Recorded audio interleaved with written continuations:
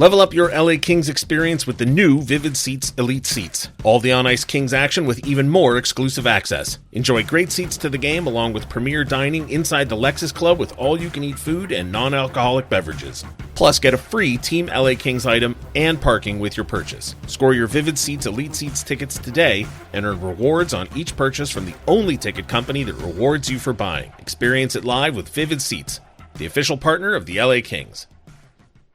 You're listening to an LA Kings podcast. For more episodes of this and every other Kings program, visit lakings.com/podcast. Georgiev slows it down for Taves.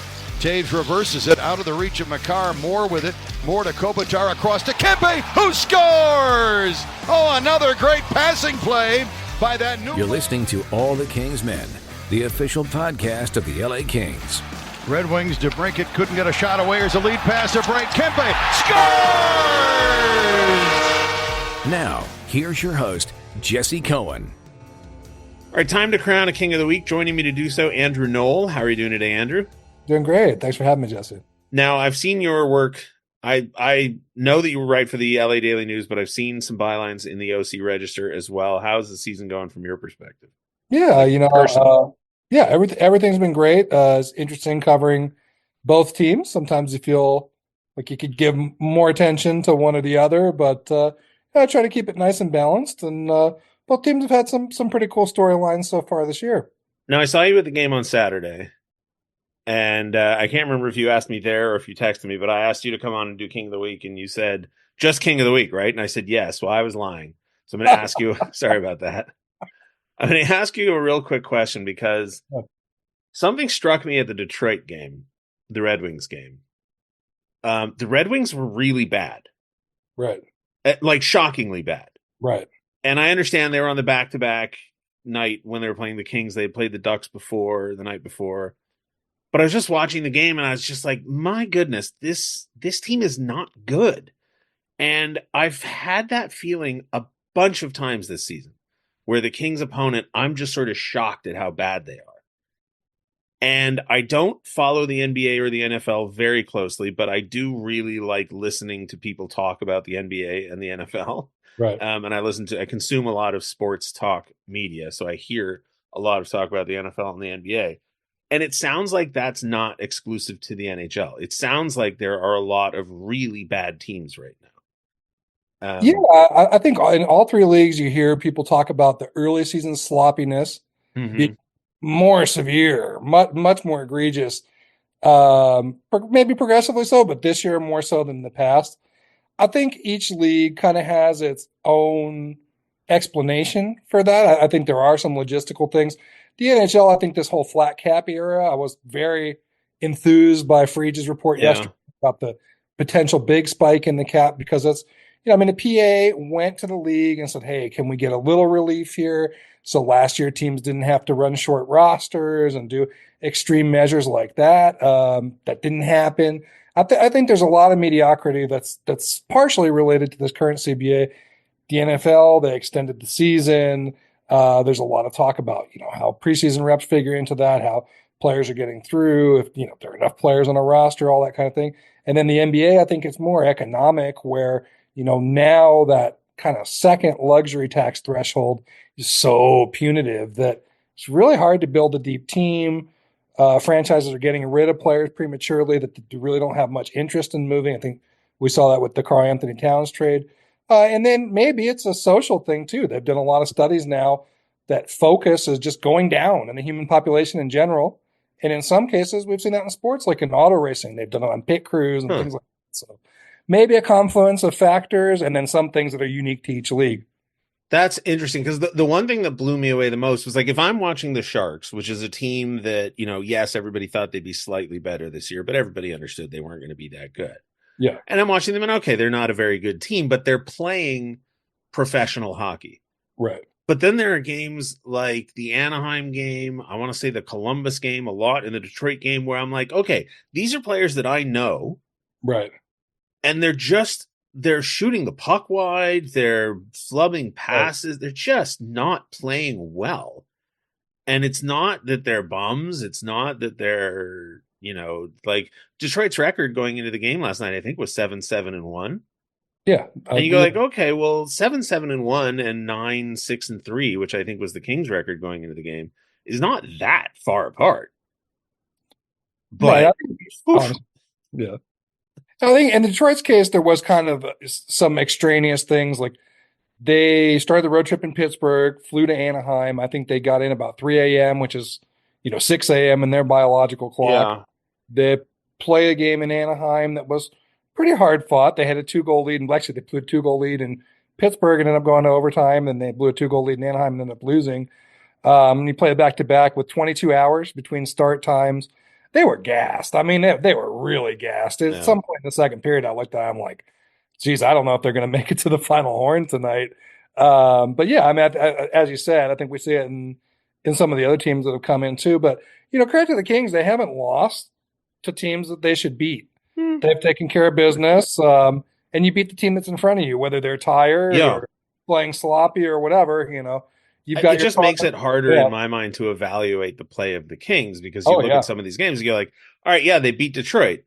It's 4-1. On paper, it's a shellacking. Right. But in watching it, it's like, well, they got 2 goals within 30 seconds or whatever it was. Like the announcement, the music hadn't even calmed down from the first goal and the second goal happened. And then they got one bang, bang early in the third period. And then the fourth one was an empty netter. So you're like, all right, well, they should have mopped the floor with them, and they won. So I don't want to, I would say Jim Hiller says don't overanalyze a win. So right.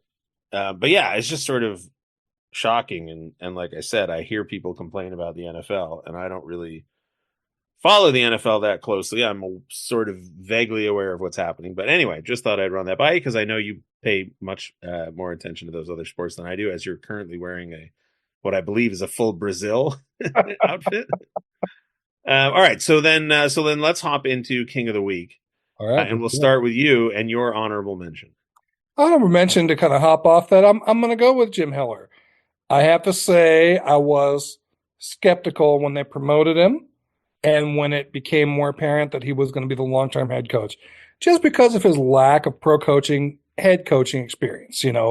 Wasn't an NHL head coach, never been an NHL head coach, obviously. But I think he's done a pretty good job under challenging circumstances here, as far as roster turnover, number of games on the road, tight scheduling, travel, a lot of other things. I don't make a lot of pushing the right buttons as far as the lineup. I think a lot of the lineup decisions have been kind of, hand forced by injuries and circumstance. But in general, I feel like the team is playing with poise. We don't see them play outside themselves very often. We don't see long stretches where, kind of identity disintegrates or the passing isn't there. Overall, they ran a fairly tight ship. Now, they don't have a lot of signature wins. Obviously, they have the Vegas game. They also lost to San Jose and Chicago in the same week. But they've taken care of business. They've won the games that they should. And let's face it, that is how the Kings have made the playoffs these past 3 seasons, particularly in 22 and 24. Kind of by punching down, beating teams that they're supposed to beat. They don't have a good record against the other Western Conference playoff teams. I think they were above 500 in 23. The other 2 way below. So this is kind of their formula, and they're executing it. So I give him full credit. This week was a funny one because, they lost to Calgary and lost to Colorado. And it was the first time, or maybe not the first time, but I think it was the longest stretch of play that the team had. To your point, where all of a sudden, like I asked Jim Hiller on Friday morning, I think it was, like, we talk about identity used to be a very common conversation early in seasons under McClellan. And it hasn't really come up in the same way this season, partially because they just keep getting, tin cans who are playing poorly on their schedule. Right. But this, it's silly to say must win, but they, as far as I'm concerned, they had to beat Detroit. Because if you are now all of a sudden 0-3 in a week, the way they played in Colorado, the way they played in Calgary, and then if they had lost to Detroit, it would have been rough. They didn't. They beat Detroit. So yeah, I hear what you're saying. My honorable mention, I'm going pretty chalk this week. My honorable mention is Anze Kopitar.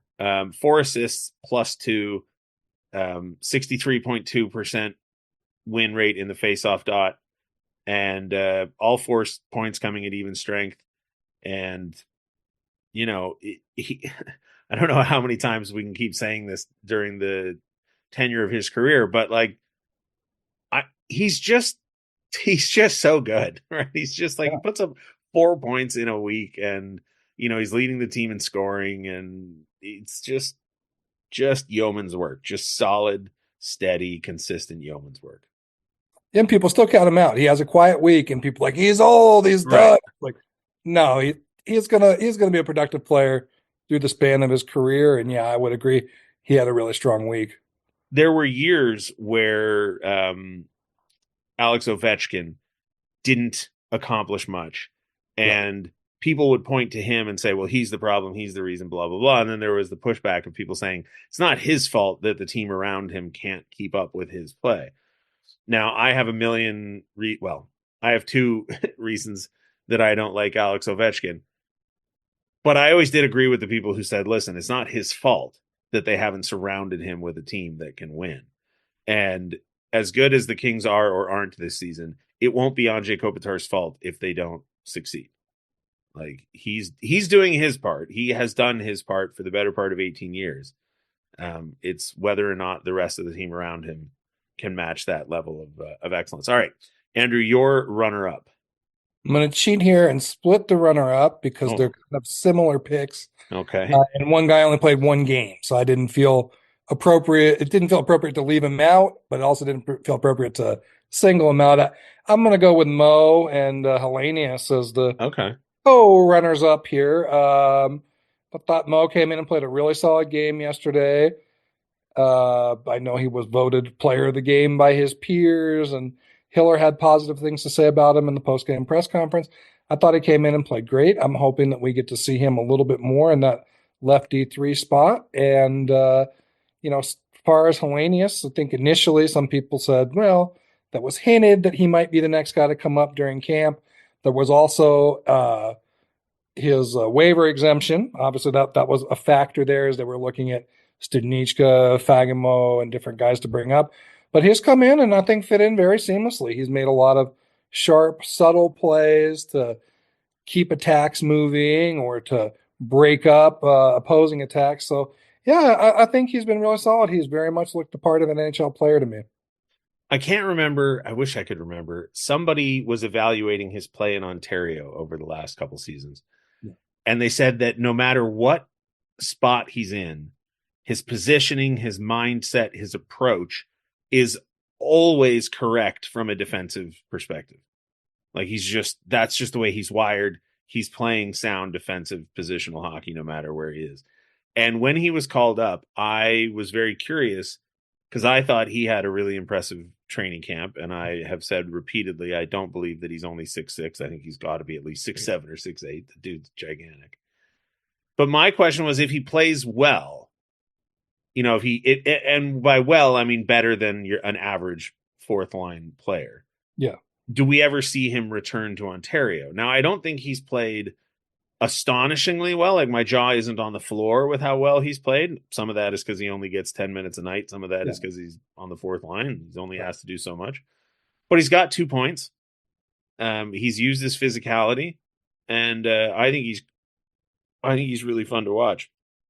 I do want to touch on Jacob Mufrari real quick, though, because this is the 2nd year in a row now that they've recalled him from Ontario and put him into the lineup over another player that was previously in the lineup or on the roster before his recall.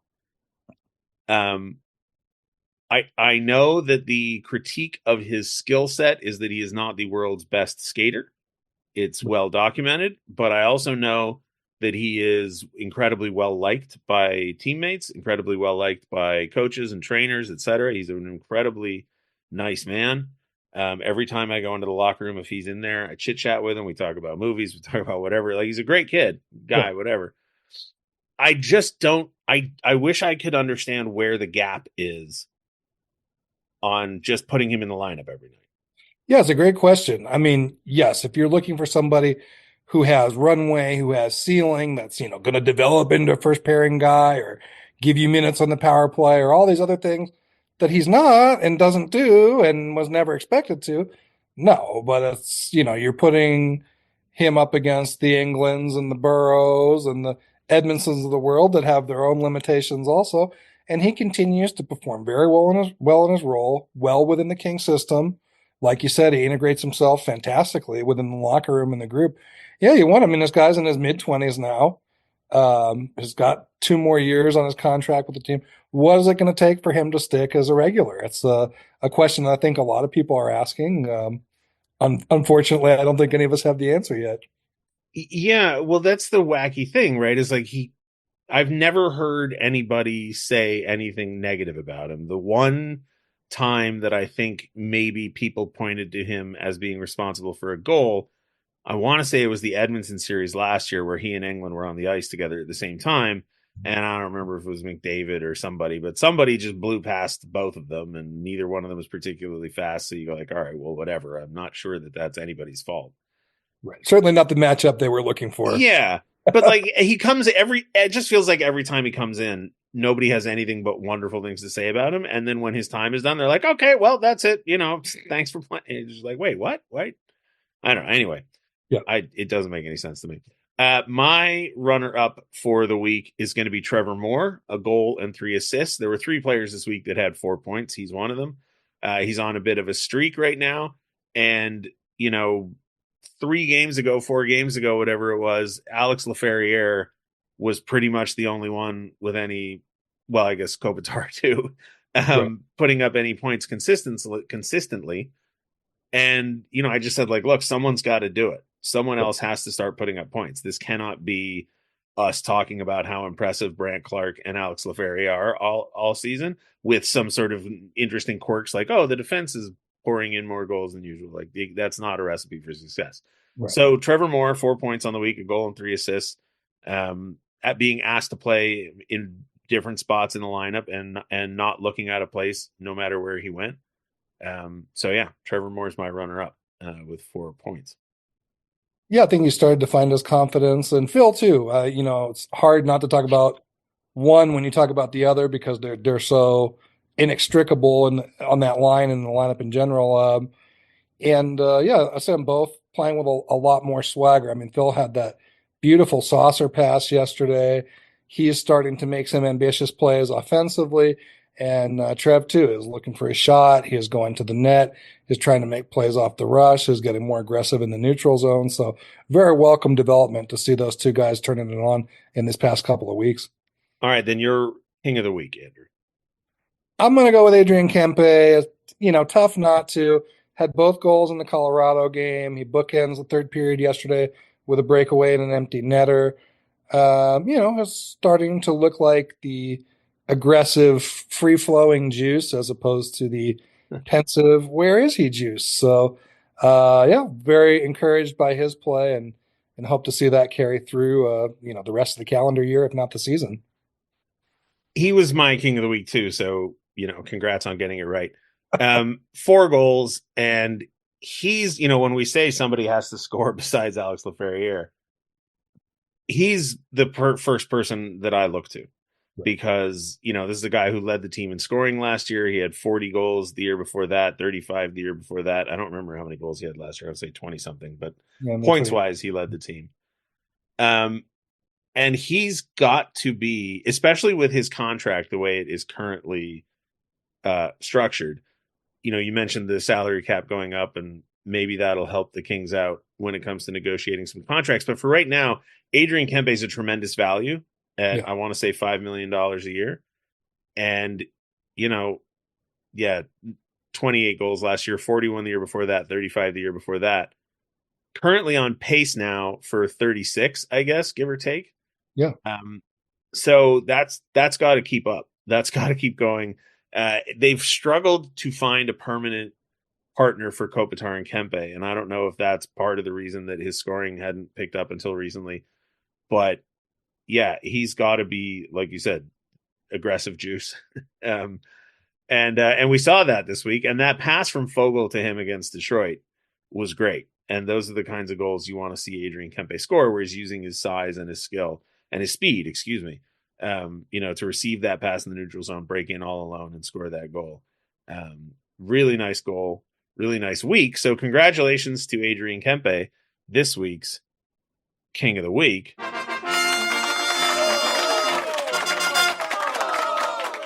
Andrew, any thoughts on the upcoming week, the rest of the season? Anything Kings related?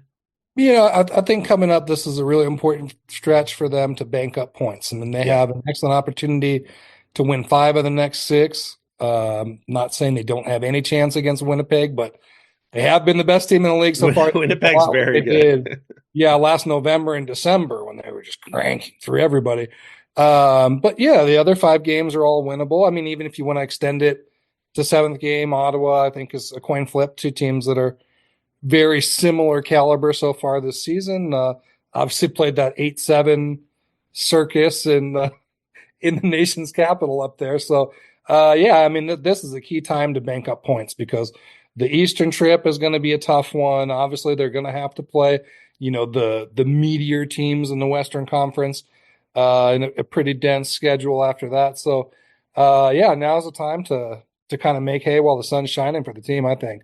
Yeah, and we said it before earlier in the year, like as long as the team still has not yet solidified, its identity, whatever you want to call it, like we still don't know who's ideal to play with Kopitar and Kempe. We hope Turcotte's back. We hope he's healthy. We hope Fiala, Moore, and Deneau start to gel again. But as long as they keep racking up the points while they're figuring this out, it just extends that runway for them to figure it out. So hopefully they will continue to figure it out. Andrew, thank you for joining us this week. Appreciate it. My pleasure. And we'll see you around Crypto.com Arena. Have a good one. All right, time to take a look at the week ahead, and joining us to do so, Jack Jablonski. How are you doing today, Jack? I'm good. 2 games this week. Yeah, light week. Yeah, after a crammed schedule and long road trips and all that, 2 home games, 3 days off between the Detroit game and the Buffalo game, and then 2 days off between Buffalo and Seattle. So let's start with Buffalo. What's going on with the Sabres? Just for, we talk about it's a light week, right? Yeah. The Kings have played the second most games in the NHL right now. So Right. Only New Jersey has played more games. So, not to say we're going to get 2 weeks a game. I don't have the schedule directly in front of me, but, we've had 3 game weeks, 4 game weeks. It won't be like that as much moving forward as we kind of have to come back to the median. Let it balance it out. Exactly. But you said Buffalo, that's where I'll begin, right? Yep. So they've played 18 games. They're 2 points outside of the Eastern Conference playoff picture. Some would say a familiar area for Buffalo Sabres fans the last 5-10 years. Uh-huh. But they're currently going to when they come to LA, they'll be on a 4-game road trip. Now, they are 0-1 to begin the road trip, but like the Kings, they will go into the game having 3 days off between their last game. So they enter their game against the Kings on the first of a 3-game, California swing. So they'll see obviously the team to the north and the team to the south of us. I can't remember in which order, but that's later in the week. One of the things that stood out to me was just their inability to stop the puck. So they averaged 3.39 goals against, which is 26th in the NHL, but it jumps to over 3.5 when they're on the road. So you're looking at 3.57 against on the road, which is obviously an intriguing matchup because the Kings and the way that they played in the first game of the year, obviously it was very low scoring. The Kings didn't really get a whole lot going until the third period when Buffalo seemingly handed over quite a few opportunities for the Kings and they took advantage of it. So, low scoring last time. Obviously this team has the ability to score, but hasn't really been able to stop the puck either. There's been 7 goals or more in 4 of their last 6 games between the two teams. Say that stat again. Sorry, how many goals? Yeah. So there's been 7 or more goals between the two teams, Buffalo and player and opponent, in 4 of their last 6, which also includes a 12 goal game against Montreal last week. Now, it's an interesting situation with their roster because obviously their weapon is Tage Thompson. He's currently at 11 goals, which is tied for 7th in the NHL. Pretty good. He's got goals in his last 4 games, but we don't know if he's going to play yet. He's to be determined. They threw him on IR and he missed the last 2 games, but he's eligible to come back against the Kings. So that's something that we're going to have to take note of. Another injury update, things that we should know heading into it is their starter Ukko-Pekka Luukkonen. Say that 3 times fast, Jesse. Yeah. Ukko-Pekka Luukkonen is out with an undisclosed injury, but also he's skating, he's practicing, he's with the team, he's eligible to be back. Not on IR, just out. So he's their goalie that's kind of leading the charge right now.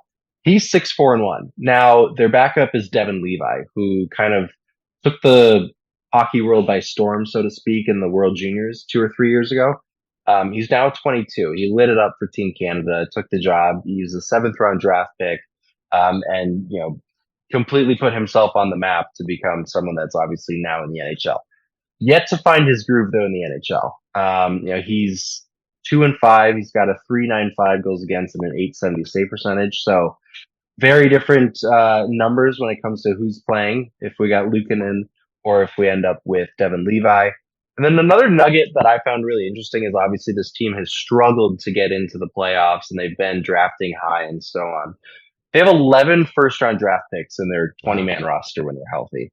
And that means 5 of them were drafted in the top 5 as well. So last thing here is this is the youngest team in the NHL. They're 25.6 years old, which is insane for an average. 0.7 years younger than Montreal, who's at 26.3, who's second in the NHL in terms of the youngest team. But it'll be interesting. It's a game where I don't know what to expect. If it's played at a low-score game, does that favor us or does it favor them? Because, they like to score, but they also can't stop the puck. I mean, all I can do is think of the first game of the season, right, which was in Buffalo. And based on the last couple seasons in Buffalo, I think people expected a blowout by the Sabres. It didn't happen. You mentioned that third period where the Kings tied it up early and then took a lead with like less than 2 minutes left. Yeah. It's the Kopitar hat trick. Yeah. Final score is 3-1, but it wasn't anywhere near that dominant a win by the Kings. They got lucky. I mean, we all know they got lucky. So now that both teams have 18 games under their belt, give or take, is Buffalo coming to look for revenge? They have 3 days off. We have 3 days off. Like, who knows? Yeah, enjoying the nice weather opposed to Buffalo. Yeah. It seems like global warming has this place a little warmer than normal in November. But it'll be interesting because, this is a different team, I think, than we saw that first night. Obviously, they're playing in a different, style, so to speak, a little bit more run and gun, whether that's to their coach's want or not. But I think the big thing for me is, taking note on if Tage Thompson is in and if obviously Ukko-Pekka Luukkonen is in as well. So those are kind of the 2 big ones. And obviously, with Tage Thompson, we've seen that one-timer a few times in the past few years. And we know he can obviously score at will if you want.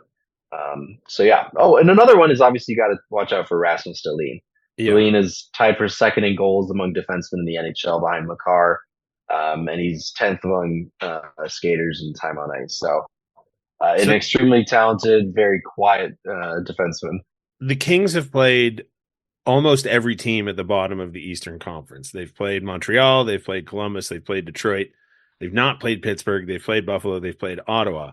Montreal, Columbus, and Detroit, as far as I'm concerned, looked awful. I can't say that Ottawa looked awful because they hung 8 goals on us. So they did their job.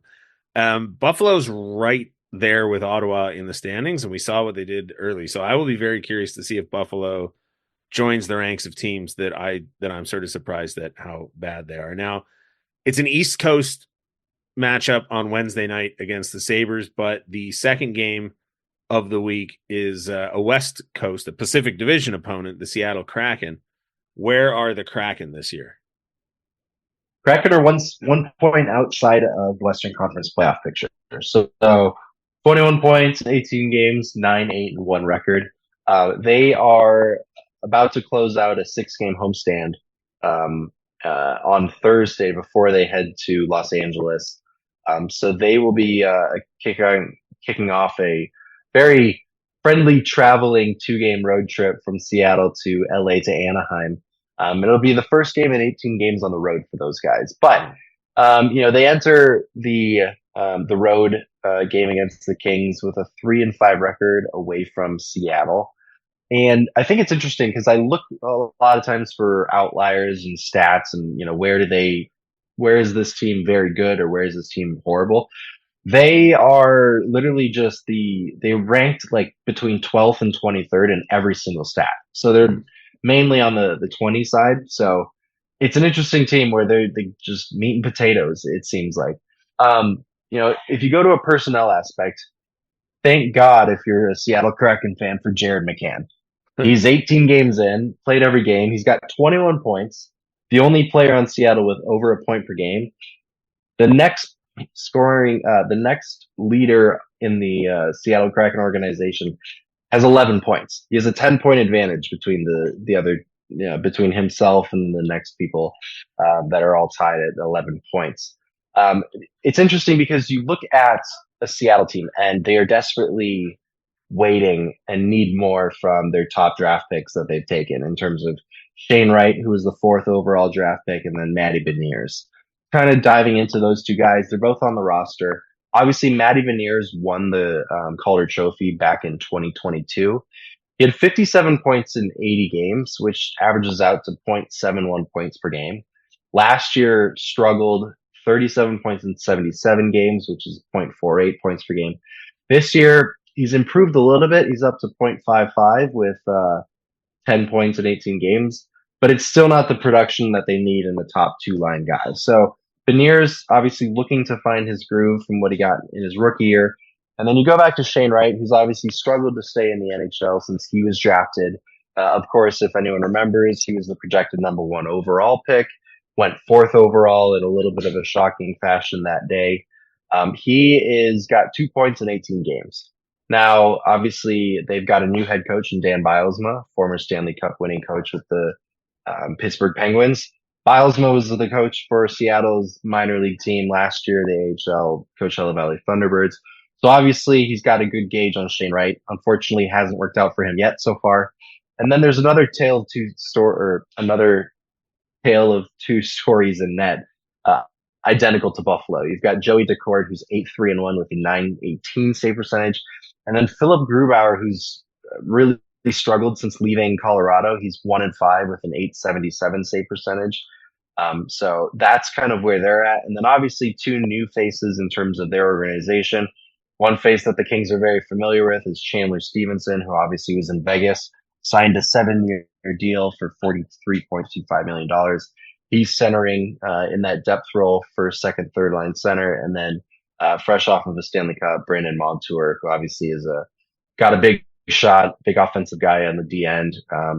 Tied for second on the team in scoring with 11 points. He signed a 7-year deal for $49.98.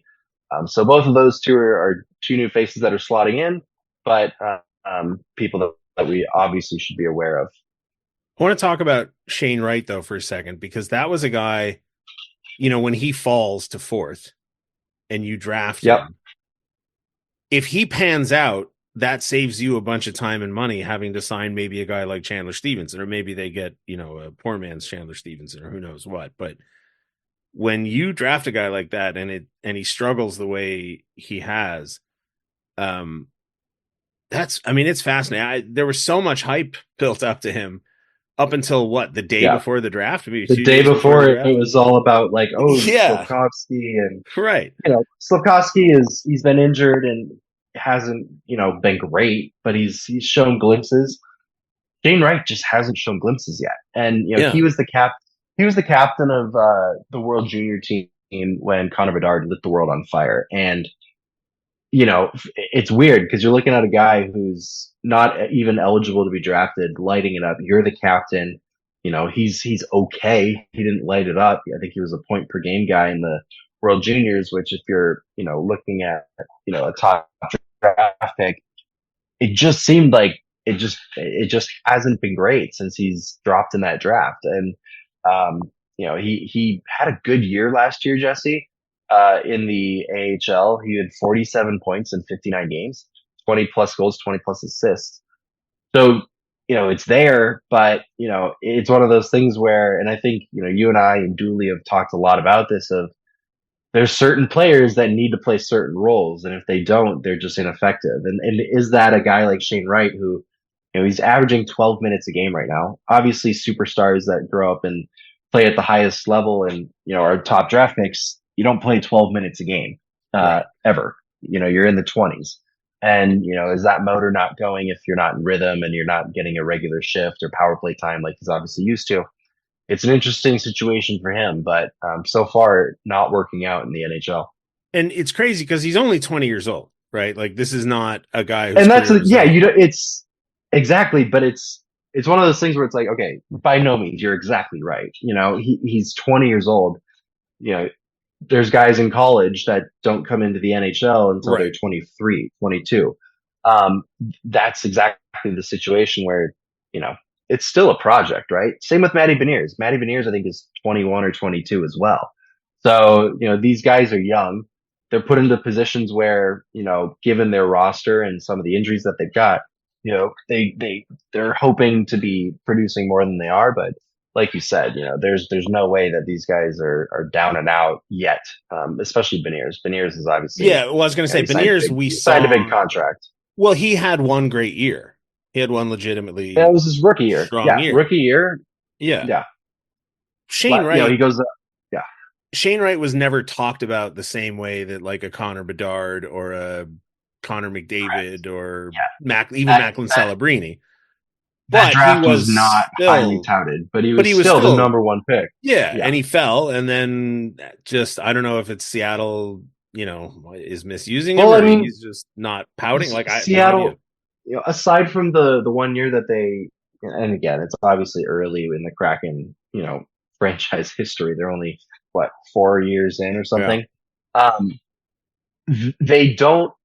They've had goal scorers and they've had offense, but they don't play an extremely in your face offensive type of game. It's not a wide open.